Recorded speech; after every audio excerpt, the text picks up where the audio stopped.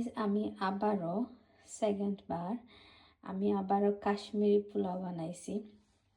First time বানাইছিলাম তো নিজর লাগি বানাইছি, হই দুই দিন খাইমুনে নিজে আঁকিল, মানে 2-3 নখ থাকিল, আমি একলা খাইমো।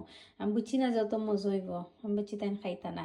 অখন দেখি ওলা মজা হয়েছে, তাই না খাই অত মজা হইরা নানি। অখন খৈরা আবার খৈরা কাশ্মীরি পোলাও বানাও। অখন তো আমি আগের ভিডিওত কাশ্মীরি পোলাও ফুরাটা মানে কিতা কিতা দিছি কাশ্মীরি পোলাও বানাইবার লাগে সবটা শেয়ার করছিলাম, বাট আমি জানি না আমার ফেসবুকও আপলোড হয়েছে না কিতার লাগে। তো এখন দেখাইলাই শর্টকাট, হয়তো এটা লং ভিডিও হয়ে গেছে, বেশি লাগে আপলোড হয়েছে না। তো এখন আমি বানাইছি আবারও সেকেন্ড টাইম, দেখাই কি হয়েছে নানি। বিসমিল্লাহ।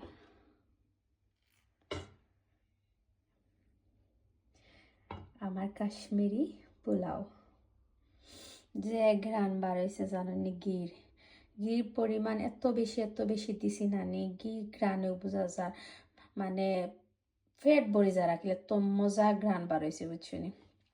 আর কাশ্মীরি পোলাও লগে লগে রাখছি খানির অর্ধেক খাইয়া মনে হইল যে ভিডিও যখন সারমো তো রিভিউটা দিই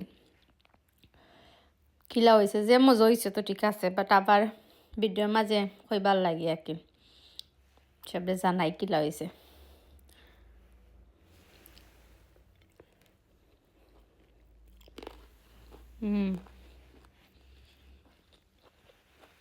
আসলে অনেক মজা হয়েছে কাশ্মীরি পোলাও, যে স্বাদ হয়েছে। এর মাঝে তো কাঠবাদাম, কাজু বাদাম, চীনা বাদাম এটা সবটা ফোরছে নানি, ঘি, মাশরুম সবটা দিছি, ই লাগে আরো বেশি মজা লাগে। আর কাঠবাদাম আর কাজু বাদাম তো এমনি মজা। ওকে, আল্লাহ হাফিজ সবরে।